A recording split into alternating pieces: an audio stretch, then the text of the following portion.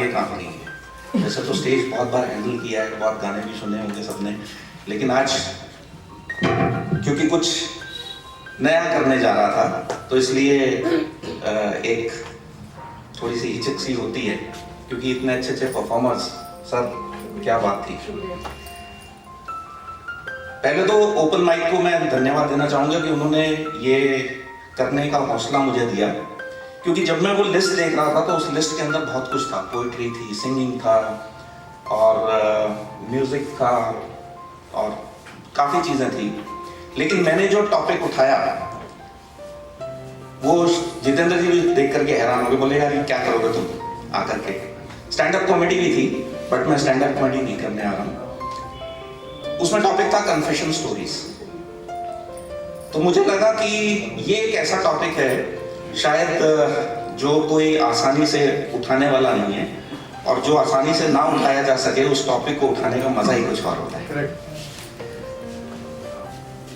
तो मुझे लगा कि क्यों ना एक नई शुरुआत की जाए, कुछ ऐसा किया जाए जो मुझे भी अच्छा लगे, सुनने वालों को भी अच्छा लगे, और एक मजा भी आए, और साथ में ये भी हो कि हाँ मुझे भी एक तसल्ली हो कि हाँ मैंने भी कुछ नया किया था। तो अभी नवीन जी मुझसे पूछ रहे थे क्या सुनाओगे, तो मैंने कहा अभी थोड़ी देर शांति रखिए, अभी तो मुझे खुद नहीं समझ में आ रहा कि मुझे सुनाना चाहिए या नहीं सुनाना चाहिए।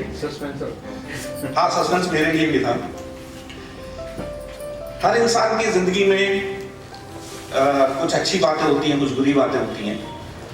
कन्फेशन स्टोरी शायद इसी कंसेप्ट को बनाया होगा, शायद मैं यही समझता हूँ। मैंने नेट पे भी ढूंढने की कोशिश की, लेकिन कुछ ऐसा खास मिला नहीं। लेकिन अच्छी बात यह थी कि इसका सार जो है वो मुझे गीता में मिला। गीता, भगवत गीता सबने सुना होगा, शायद पढ़ी नहीं होगी, और मुझे अभी हाल ही में एक मौका मिला भगवत गीता पढ़ने का। तो सबसे बड़ा कन्फेशन किसका था, अगर मैं आपको बोलूंगा तो आप कहेंगे ये तो हमें पता था। सबसे बड़ा कन्फेशन आज तक इस संसार में जिसने किया है वो किया अर्जुन ने। और वो किसके सामने? श्री कृष्ण के सामने, जो एक भगवान थे। और क्या कन्फेशन किया कि मैं विश्व का सबसे बड़ा धनुर्धारी हूं, लेकिन फिर भी मैं लड़ नहीं सकता। ये उसका कन्फेशन था। तो मुझे समझ में आया कि कन्फेशन क्या हो सकता है। कन्फेशन एक आत्मबोध हो सकता है, एक अपने दिल की एक आवाज हो सकती है जो हमें एक गिल्ट को फील करा रही है, और अगर हम उस गिल्ट को किसी और के साथ शेयर कर लेते हैं तो शायद वो गिल्ट कम हो जाए।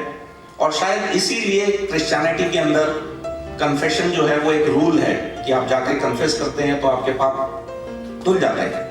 सॉरी, मैं रिलीजियस स्पीच देने नहीं आया हूं, तो आप प्लीज बह मत जाइएगा। हर इंसान के पीछे, हिंदुस्तान में कहा जाता है उसके पीछे औरत का हाथ है, मेरे पीछे दो हैं। अरे ये कन्फेशन नहीं है भाई, मेरी बीवी है, मेरी बेटी है, तो इसको कन्फेशन मत मानिएगा। और उनका हौसला लेकर के, उनसे आशीर्वाद लेकर के मैं आज हिम्मत कर पाया कि आपके सामने आकर के एक गायक के रूप से निकल करके एक स्टोरी टेलर के रूप में आपके सामने आ सकूं। एक इंसान सुबह अपने घर से अपने ऑफिस के लिए निकलता था, और जैसे हम सब रोजमर्रा की जिंदगी में सुबह उठते हैं, चलते हैं, तो उनके साथ छोटी छोटी चीजें होती हैं।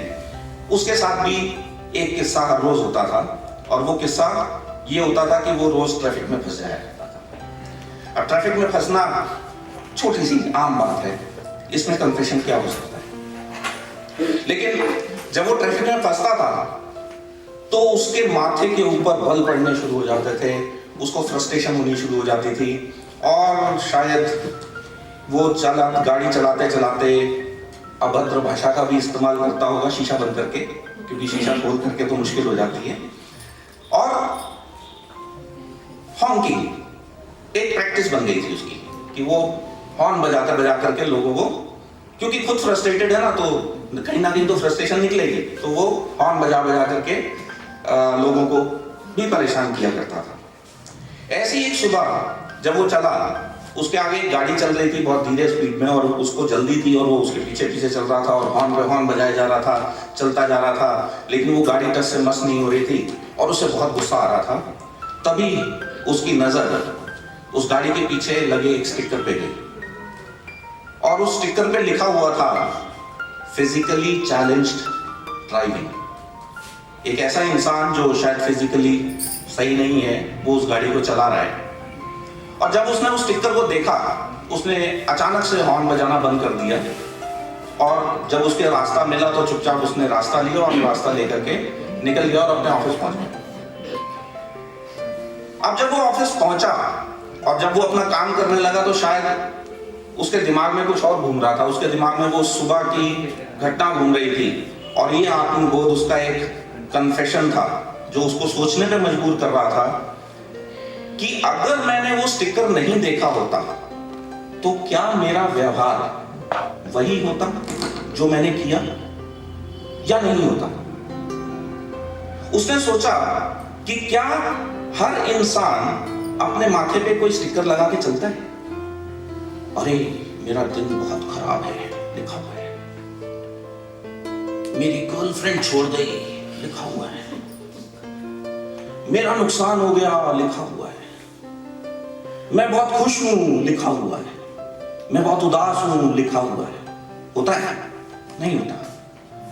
अगर ये स्टिकर नहीं है तो हम कैसे समझें कि सामने वाले की मनोदशा क्या है, वो क्या है क्या नहीं है, क्या कर रहा है क्या नहीं कर रहा।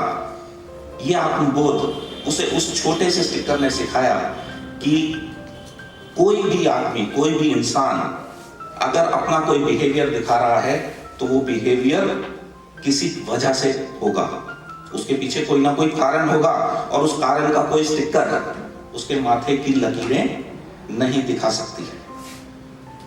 और ये आत्मबोध शायद आज हम सबको चाहिए, क्योंकि जो हमारा फ्रस्ट्रेशन लेवल है आज की डेट में वो इतना हाई है क्योंकि हम वो स्टिकर देख ही नहीं पाते।